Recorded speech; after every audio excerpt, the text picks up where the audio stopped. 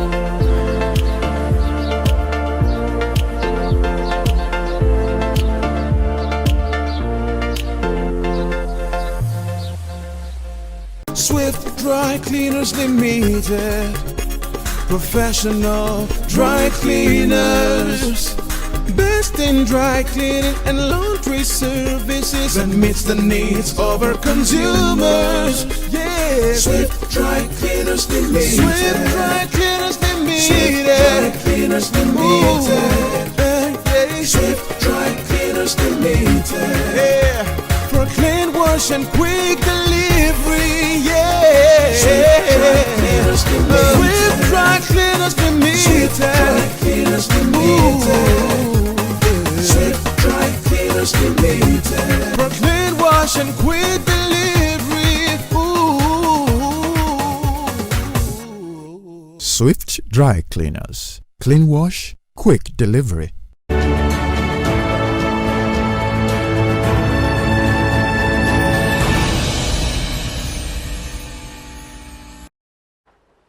Thanks for staying with us. It's still live on Daybreak, and it's time to delve into another discussion for the day. And you can rest assured Mazi Chinedum Obiora is still here with us.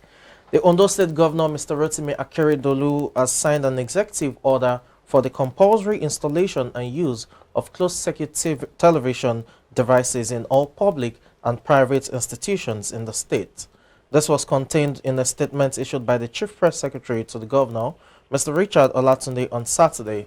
According to the statement, the order became imperative in the light of the increased spate of insecurity in the country and the need to ensure the security of lives and properties in all public and private institutions and centers throughout the state.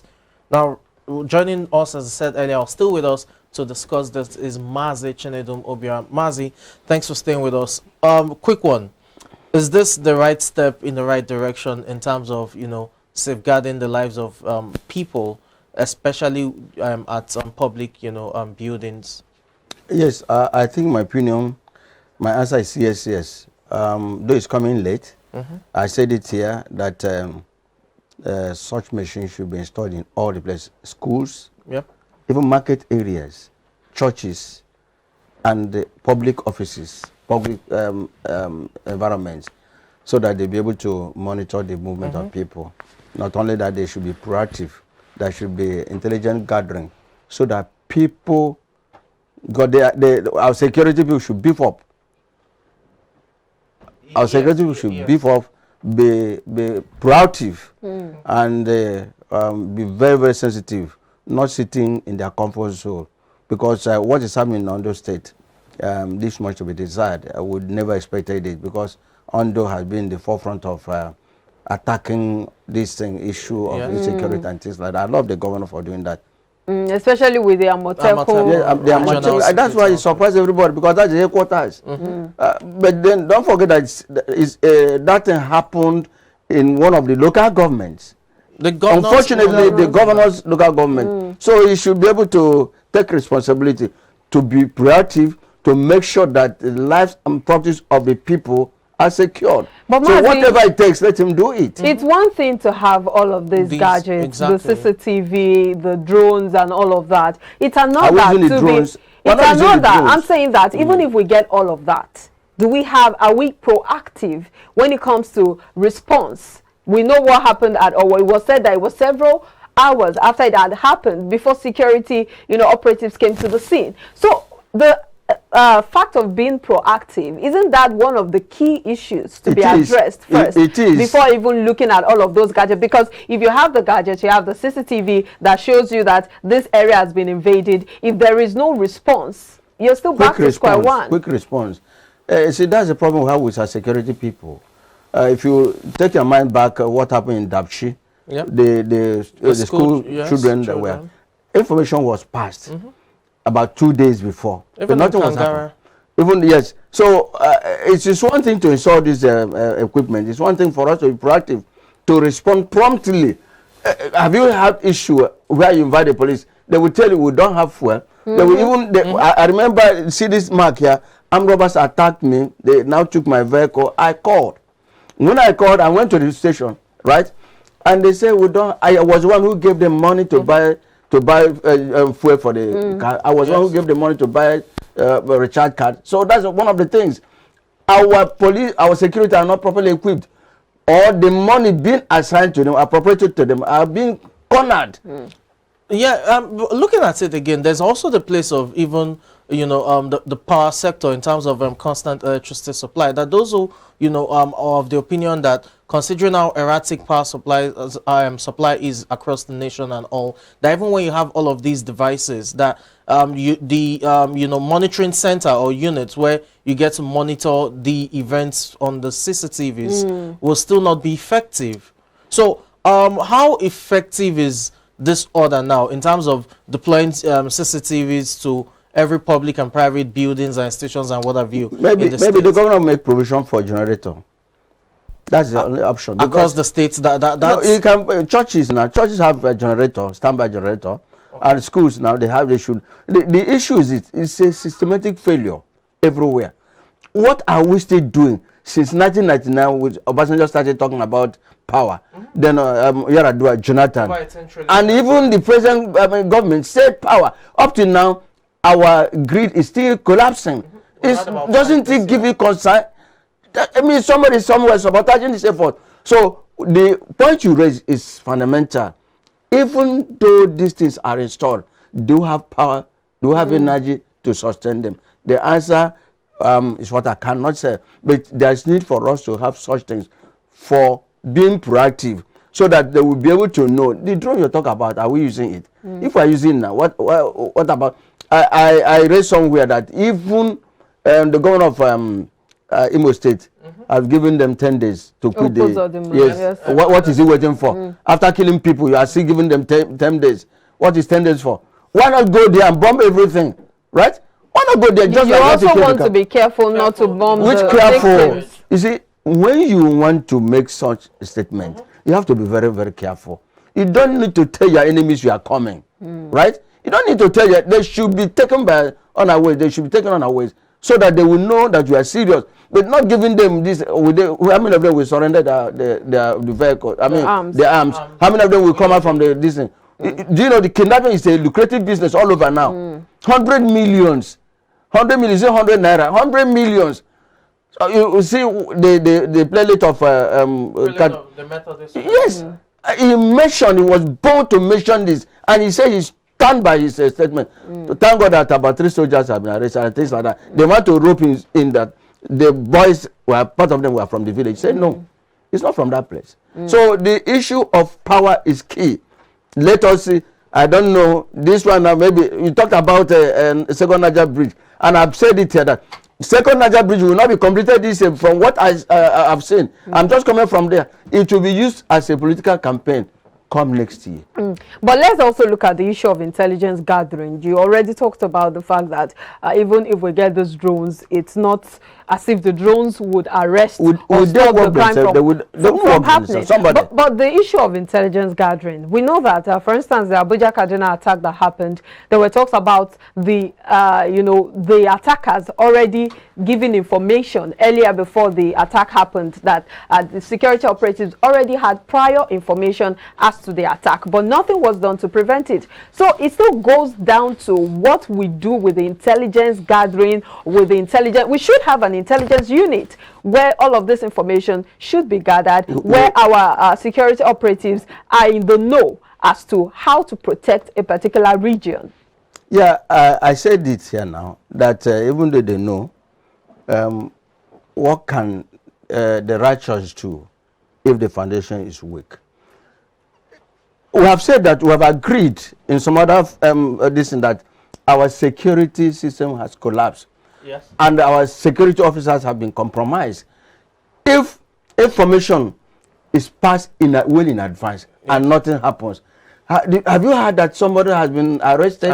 Have you heard that somebody has been prosecuted? Have you heard that somebody is being standing trial? Nothing happens, which means they now confirm what the public are saying, that there are people who are benefiting from all these things.